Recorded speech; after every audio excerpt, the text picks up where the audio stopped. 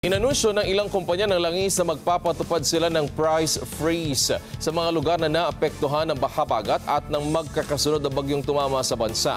Ito'y kasunod ng ipinatupad na taas presyo simula ngayong araw kung saan 10 sentimo ang itinaas sa kada litro ng gasolina, 60 sentimo ang diesel at 40 sentimo naman sa kada litro ng kerosene. Gayunman sa magkakahiwalay na advisory, sinabi ng Sea Oil, Petron at Jetty Petroleum na hindi magtataas sa presyo ng kanilang produkto sa ilang lalawigan sa Luzon at Visayas.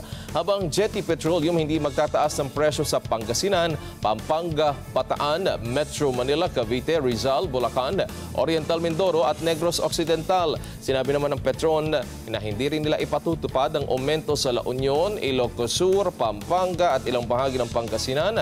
Habang sinabi naman ng Sea Oil, hindi saklaw ng kanilang price hike ang Regions 1 at 2.